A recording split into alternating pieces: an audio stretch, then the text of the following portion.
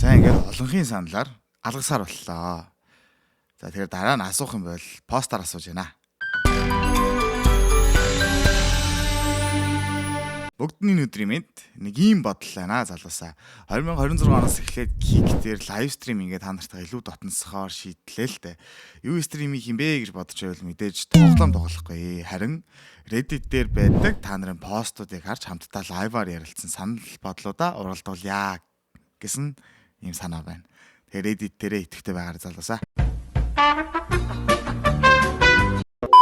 Vegapunk Bonnie-гоос чи бүгдийг нь харсан уу гэж асуунгаа дотны найздаа өгсөн амлалтаа зөрчснөө бодлоо.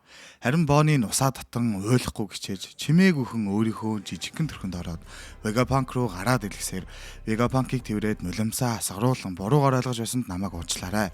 Бас надад бүх үннийг харуулсанд баярлалаа. Би жинхэнэ буруут нь хэн болохыг ойлголоо гэж хэллээ. Vegapunk-ийн сэтгэл уужрж түүнд аавынхан захиж үлдээсэн 10 насныхан төрсөн өдрийн бэлгийг оройтуулан өглөө. За Silver Phoenix амар шоптой хамтран та бүхэндээ аним зураг хэвлэлтэй хар цагаан өнгийн 10 төрлийн бүх арьс мартай бодолтыг худалдаж эхэлж байгаагаа хэлэхэд үнэхээр таатай байна. За амар шоп руу биеэрээ очин өмсөж үзээ загвар бол арьс мараа сонгоод авч болно. Мөн онлайнаар худалдаа авал тэгвэл шууд л маргааштай үргэлтээр очин шүү. За илүү дэлгэрэнгүй доор байрших Facebook болон Instagram-аас олж аваад эхний 50 хүнд зөвхөн 50 хүнд open sale-гээ 49 мянган төгрөгөөр худалдаалнаа. Мөн цөөн тоогоор ирсэн болохоор та яараарай гэж хэлье. Bonnie харин хөлн газар хүрэхгүй баярлаж ямар гоё өнгөлөг эрдний чулуу вэ? Яг л нар шиг хэлбэртэй юм байна гэсээр авлаа. Энэ зүйлт нь яг л тэдний амьдардаг байсан сүмийн бэлэг тэмрийг дуурайлгаж хийсэн ба багадаа ярьдаг байсан шудраг ёсны баатар Никагийн нарны бэлэгдэл болсон энэ зүйлт нь Bonnie-д урам зориг эрх чөлөөг бэлэгднэ хэмээн Vegapunk-д дамжуулж өгч байжээ. Luffy-гийн талаар Bonnie аавын найз Dragon-ы хүү гэж тодтогдох төдийд Vegapunk гинт Luffy-гийн хуйрлыг санаж Bonnie нэрээ юу ч мэдэхгүй байгааг ойлголоо. Үргэлжлүүлэн Vegapunk Bonnie-д дурсам дотор байхад нь гадаа юу болж байгааг бүгдийг нь товчхон тайлбарлаж өглөө. Гадаад ирсэн малгацууд биднийг хамгаалж байгаа. Тиймээс энэ бүхэн дуусаад арлаас явахдаа энэ бүхнийг эхнээс нь бүгдийг тайлбарлаж өгөх амлан тэд гадагш гарсан юм байжээ. За ингээд одоо үе рүү шилжиж Saint Saturn Bonnie-г гартаа барьсаар түүнд танаа Kuma үснэ хатуу үгийг түнд хэлнэ. Харин тэдний доор Sanji, Vegapunk, Atlas, Franky нар бүгд ямар ч хөдөлгөөн хийж чадахгүй даалтын хүчинд автсан байлаа. Харин Luffy Kizaru-тай хүч үзсний эцэст туйлдаа хүч тамиргүй болон амнаас нь надаа мах өгөөч гэх л үг гарна. Atlas харин би сул чөлөөтэй хөдөлж чадхал юм бол түнд хоол өгч чадандаа гэж хэлэхэд тэдний ойр Saitama руу тэнгисийн зэрэг баригдсан байгаа харагданаа. Энэ бүгдийг Kizaru гунигтай нүдээр харан өөрийнх нь хамгаас ирхэн ойрхон гэж боддог. Хоёр дүүн хоёулаа таагүй байдалтай байгаад өөрийгөө зэмлэж байна уу гэлтэй тэр хоёлоо харсаар л байна. Хэсэг өөрчлөгдөн Morgan-ы мэдээ дэлхийд дахинаа тархжээ. Luffy-г бүгд л нууц үйл ажиллагаа хийх гээд байна. Тийм учраас Vegapunk-ыг барьцаалсан байгаа гэж ярилцгаана. Харин Kamabaka арал дээр Kuma үнэхээр л өөрийнхөө ухааныг ухаалгасан байхад тэр ингэж яар сандарч явлаа. Үнийг чи яг юу гэж бодож байна да Ivanko түүнийг хаашаа явсан гэж бодож байна да гэж асуухад мэдээж өшөө авахаар Marija руу явсан байлгүй дээ гэхэд Kuma бол арай өөр залуу гэж дараагаа хэллээ. Хэсэг буцаад Egghead руу шилжихэд Bonnie өөрийнхөө үхэлтэй эвлэрэн хэрвээ би энд үхэх ёстой юм бол ядаж чамтай хамт үхнэ гэж хэлэн өөрийнхөө жимсний хүчийг ашиглан Nika шиг ирээдүй хэмээн хэлээд биеэ авраг том болгон Saturn руу нударгаа явууллаа. Харамсалтай нь түүний зохилт нүүрэн дээр нь ойрчдаг. Ингээд түүний хүч суларч чичрэхэд Saturn Kuma-гийн үхэд Nika гэх нэрийг мэддэг нь гайхмаар юм аа. Гэхдээ чиний Nika-гийн талаарх төсөөлөл чинь дутмаг байна гэж хэлэн дотроо хэрвээ Bonnie дэрсэн малгадын хөврөлийг л харсан бол эви гэж хэллээ. Энэ үед гинтл нэг хүн юм мэдэж байгаа нь сонсогдох ба гайхаад тартал Luffy сулцсан чигээрээ гараа сунган өөрийг нь тойрох асар их хоолыг идэж гарлаа. Saturn харин сандарч хин тэрэнд хоол өгчвөө. Түүнийг яг одоо гавал түргэл гих тушаалыг өглөө. Харин Kizaru хэвтэж байсан газаасаа өөр нэгэн газар чулуун алан өндөний суусан байхыг бид хардаг. Bonnie харин Saturn-ы насыг өөрчлөх гэж хичээгч ерөөсө болохгүй байгааг гайхдаг. Saturn түүнд жимсчин болохгүй байгааг гайхаж байна уу Bonnie. Чиний жимсийг би чамд өгсөн. Бид Nira хүүхөө чөтгөрийн жимсэдвэл юу болох болоо гэж сонирхон түн дээр туршилт хийсэн юм аа. Наснаас гих жимс туршилт амжилттай болсон ч наа жимс чинь ямар ч хүн сэнгүй жимсэ. Наа жимс чинь чи өөрийнхөө боломжит ирээдүргөө өөрчлөгдөж чаддаг тийм чадлыг өгдөгөө. Гэхдээ жимснийхаа үнэн чанарыг мэдэх тусам чиний төсөөлөл улам жижигсэх болно. Чи одоо хүртэл тэр үлгэрт гардаг Никата итгэдэг хэрэг үү? Гэхэд Bonnie уурлан Nika бол жинхэнэ би түүнийг олоод аавыг аврах болно гэж хэлэхэд чиний итгэл үнэмшил чинь хүчтэй биш байсан учраас л чиний жимсний хүч муу байгаа юм аа. Чиний аав бол Buccaneer гих арчааг удам өгсөн. Чиний ээж болох Жэнийг Холли ландад авчирч өөрийнхөө 8 дахь эхнэр болон түүн дээр туршилтуудыг хийсэн. Цэнхэр алмаазан өвчнийг ч би түүнд өгсөн юм аа. Харин хамгийн сонирхолтой нь чи тэр өвчнийг өвүүлж авсан байх юм. Гэж хэлэхэд Бонигийн сэтгэл нь эмтэрч аавынх нь бүхий л амьдрал новшийн Сатурны зохион бүтээсэн өвчнөөс өөрийг нь эмзлэхэд л зарцуулагдсан болохыг ухаарж Сатурныг хамгийн ихээр үзэн ядан уйллаа. Энэ бүгдийг Вегапанк харан Сатурн руу ойрлон Комагийн амиар бид одоогийн түвшинд хүрсэн. Тэр байгаагүй бол тэнгисийн зэрэг юу ч биш. Тэр амиа өөрийнхөө охин зориулсан гэж ойлгоход надад хорхоо шавжны ам ерөөсөө хамаагүй гэж хэлэхэд асар хүчтэй тесрэлт арлын нэг ирэг дээр боллоо. Кома Экэд дээр ирсэн байна. Тэнгисийн зэргийнхэн Комаг Экэд дээр ирснийг бусдаа анхааруулан түнлүүд зогсоо зайгүй гал нээж байлаа. Харин Кома тэр бүгдийг үлд тоон зөвхөн урагшаалгүйсээр байна. Сатурн энэ бүгдийг мэдэн гайхан Комагийн зүг харлаа. Бони харин аавынхаа амиар амьд байгаа ч гэсэн ингээд үхэхэндээ гэж чангаар ойлгоход Сатурн түүнийг дуугаа гэж загнан түүн рүү бууд гэж тушаалаа. Бони руу сум гал тавихаас өмнө Кома амжиж ирэн ойролцоо байсан бүхий л тэнгисийн зэргүүдийг дэлбэлэхэд Сатурн Бониг уурдлан доош идээд түүн рүү хортой аалзан хөлөөрөө алах гэхэд Кома цохилтыг ар нуруугаар авч охиноо аварлаа. Ийхүү Сатурны нэг хөлийг биенээсээ суглан авч нэг гартаа бариад түүн рүү харан нөгөө гараа далаахад Сатурны нүүрэн дээр айдас мэдрэгдлээ. Кома түүний хийсэн бүгдэд уурлан аавын зүгээс өөрийнхөө хамаг уур уцаарыг ганцхан цохилтонд оруулаад зогчуудаа гэмээр тийм хүчтэй цохилтыг Сатурн төглөө. Асар хүчтэй цохилтонд Сатурн цөлөгдөж зөндөө олон барилгыг нураан өөр дээр нь нуран унлаа. Тэнгисийн цэргийнхэн энэ бүгдийг харан шоконд орцгоход Кома эцсийнхээ тамирыг барсан бололтой сөхөрж унлаа. Сатурн холдсон учраас 20-нд байсан бүгд дахиж хөдлөн эхэлж Санжи Франки хоёр босоод шууд Бонигийн зүг гүйлээ. Бүгд босцохоо хурдан эндээ цухтяа гэхэд Вегапанк зог туслаа. Сатурны захиж байсан Комагийн өөрийгөө устгах системийг Вегапанк анханасаа түн дээр суулгаагүй. Харин ч оронд нь түүнийг судлах гормыг суулгасан байжээ. Яг одоогоор Кома хинээс ч команд хүлээж авахгүй мөн ямар ч дурсамжгүй болсон байх ёстой ч гэсэн яагаад ч Бонийг аваад ингэртээ тэрвэрлээ. Үүнд ямар ч шинжлэх ухааны тайлбар олдохгүй байгаад мөн Бонийг яаж Экэд дээр байгааг мэдэж ийшээ ирсэнд гээд Вегапанкийн асар том толгой энэ бүхнийг үнэхээр ойлгоход хүрэхгүй байлаа. Магадгүй энэ бүхэн домогт Бака нэр удмынхны л хийж чадах зүйл юм шиг. Кома маш олон жилийн шаналлаа тайлж буй гэлтэй хамгийн дулаанаар аавын хараар Бонийг тэрвэрнэ. Экэд дээрх үүмэн хэсэгкэнч болов амьсгаа авлаа. Кизаро ч үндийж бүх зүйл дууссан уу гэх айтай харин нөгөө талд Сентомаро хүлэгдсэн байгаа ч Комаг харж нүүрэн дээр нь Мишель тодорлоо. Яг энэ үеэр тэнгисийн зэргийнхэн бүгд л паникнд орцголоо. Учир нь 70 жуулуугаар хийсэн гаваар Луфиг авлах ёстой байсан ч тэднийг Луфи дээр ирэхээс өмнө Луфи аль хэдийнэ тэнхэрж хааныг тийшээ яваад өгчээ. Харин Бони аавынхаа хацрыг тэмтрэн түүний дурсамжийг, түүний үннийг мэдснээ хэлэн өөрийнхөө ээж Жэнийг яг ямар хүн байсныг мэдсэн. Би бүтэн хайрын дунд төрсэн байна. Баярлаа аваа. Таныг хүмүүс мангас үлэмж бит робот гэж дуудахад одоо би гутрахгүй. Учир нь та бол миний мэдих хамгийн дог, хамгийн сайхан сэтгэлтэй хүн гэж хэлэн цээжинд нь алан уйллаа. Энэ хандам мөчийг таслан Сент Сатурн уурлаж босож ирлээ. Комагийн ганцал цохилт түүний эврийг болон нэг гарыг үнэсэн даврах болгосон байгааг бид харнаа.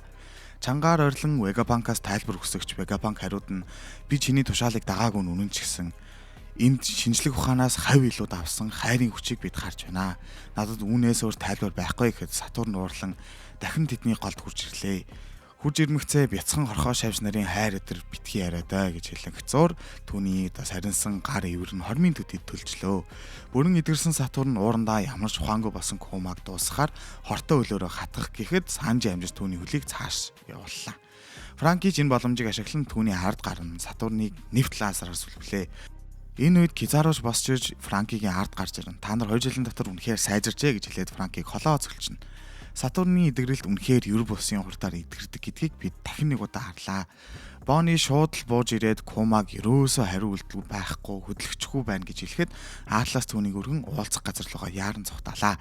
Бони ч түүнтэй хамт цааш явхад Франки буцаж ирэн Вегапанк Санжи Франки уран эсрэг Кизаро болон Сатурн үлдлээ. Кизаро харин өөртөө итгэлтэйгээр одоо л нэгэн бүгдийг нь байранд нь оруулах нь гэхэд Вегапанк түүний нүд рүү жигшилтэйгээр харж чи өөрийгөө хүн гэж хэлж зүрхлэхээр байна уу Кизаро?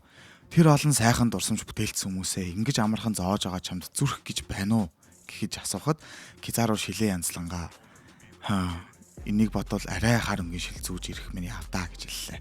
Хэсэг өөрчлөгдөн Сатурн Бастер Калыг их л гих тушаалаар арлын гадна байх бүхий л цэргүүд Бастер Кал ихлүүлэхийг бусдаа хэллээ. Шударгасны төлөө Эгхэд арлыг үнсэн нуурга болго химэн орилолтлоо. Пасифистанууд шууд л ажилд орж эхлэн арлыг сүйтгэж эхэллээ. Тэнгисийн цэргүүд энэ бүгдийг сонссон арлаас яаралтай зайлцгаалаа. Дэд Эдмирал Кизаро болон Сатурнд хандан арлаас яаралтай гарцгаана уу гэхэд хүйтэн ууртай арцаар бид хоёр үлдэх болно гэж хариуллаа. Кизаро Сатурны үгийг дэмжиж тэднийг явахыг шаардлаа. Харин Вегапанк Сатурнд хандан чи намайг алмаар байгааг чинь мэдж байна.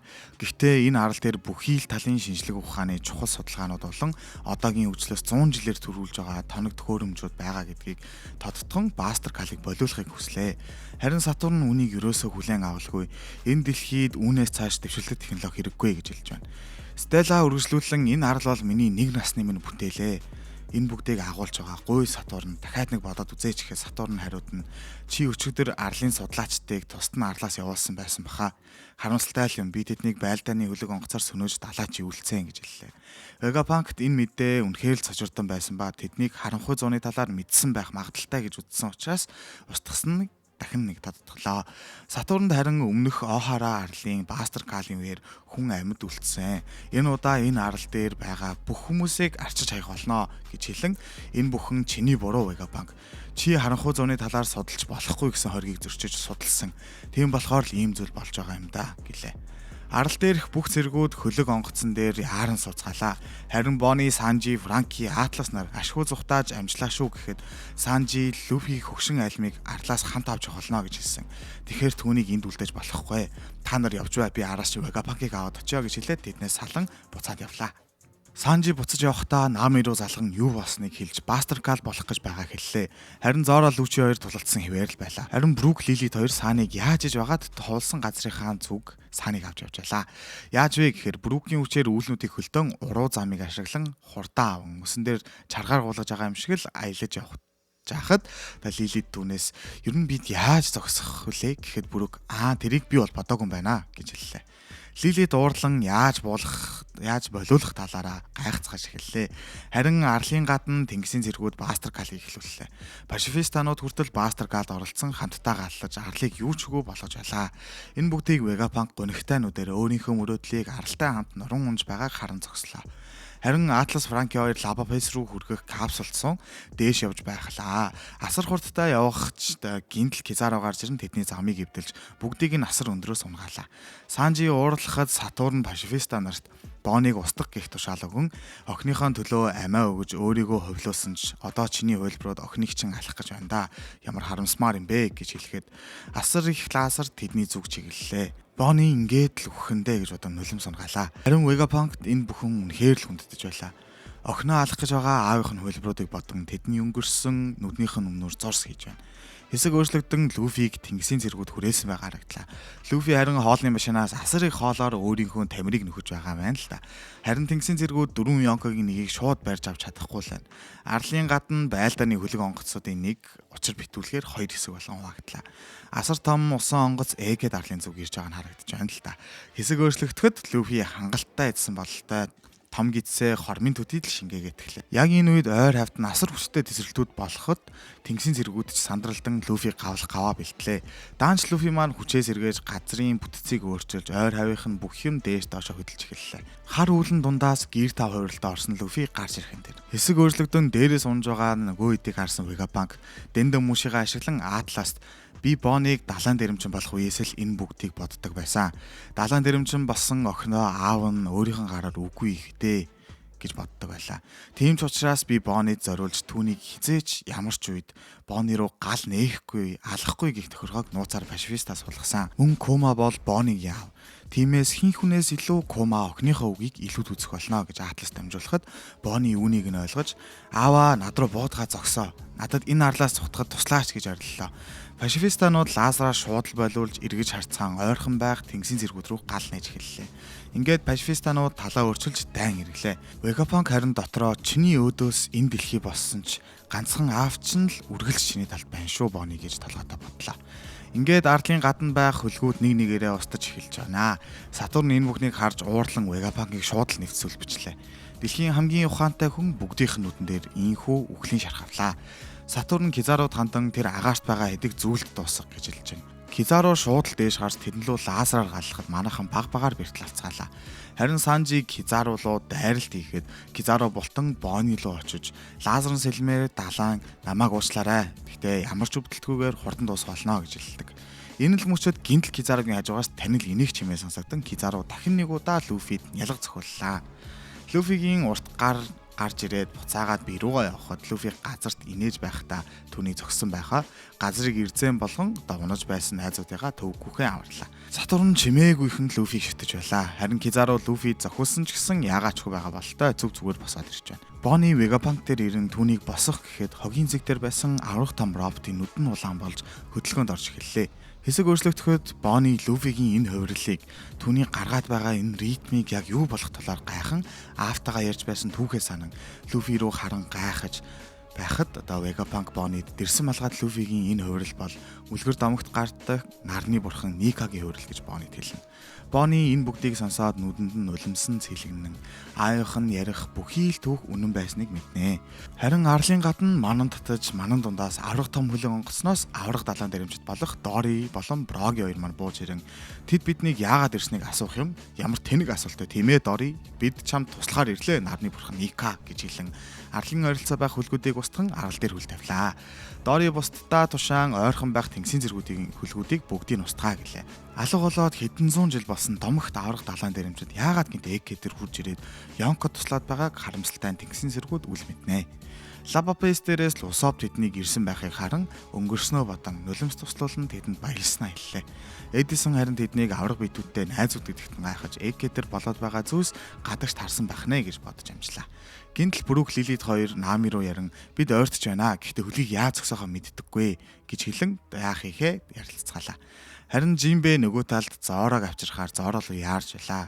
Лүчи Зороо хоёр энэ бүх хугацаанд тулалцаар л байсан юм байна. Лүчигийн адгийн бодол инхүү ил олчлоо гам л та. Чи энд байгаа тохиолдолд танаа багийнхан чамааг орхиод явж чадахгүй гэлээ. Харин доор пашифистанууд араасаа хөлгүүдийг устгасаар л байна.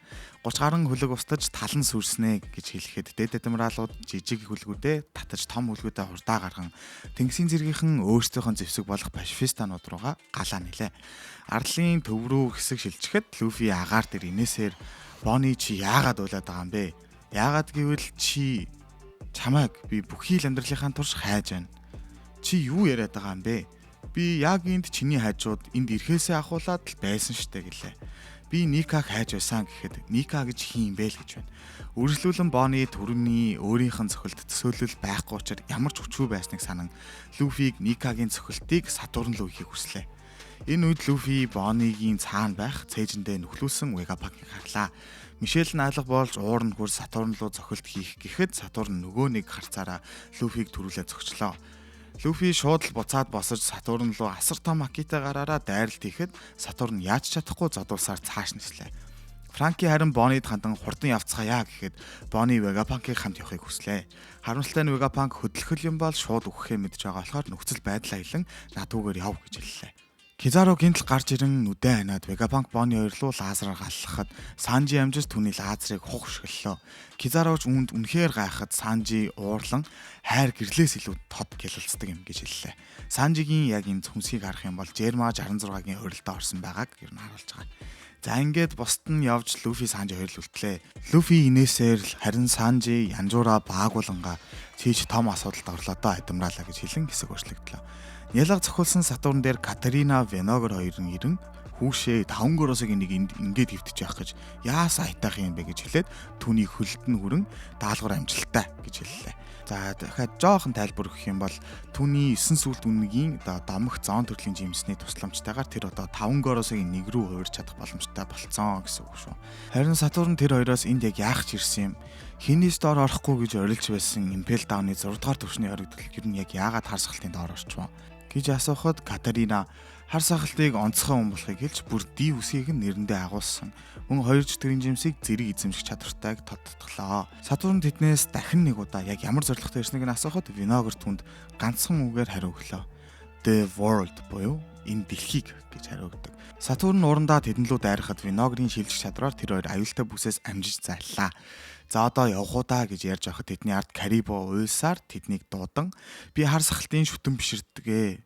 Хар сахалт намайг далайн дэрэмчин болгоход одоо урам зоригийг минь өгсөн хүн. Намайг түнтэй уулзлаад өгөөч гэж гуйн дотроо надад маш том хоёр мэдээлэл байгаа. Домогт эртний 3 зэвсгийн хоёрыг нь би хаана байгааг мөн яг юу болохыг мэднэ. Энэ мэдээллийг ашиглан тэдний багт орно гэсэн атгах санааг нь бид мэддэг. За ингээд энэ удаагийнхаа дугаарыг энд хүрээд өндөрлүүлье да гэж хэллээ. Бичлэг маань таалагдсан бол лайка дарахаа бити мартаараа залуусаа. Лайк комментал харж иж би ч бас урам орж байгаа шүү дээ тийм ээ. Түр уулзтлаа баяртай. Шин аутро. Come on. 魔界の空でピカピカちびやくまでも心はプラ笑って走ってドキドキルンちょっと変なパワーがバン黒い翼フラフラスウェイでも夢はきらめくブライトネスプレイ子供みたいにほらほらおい俺はまだまだ just a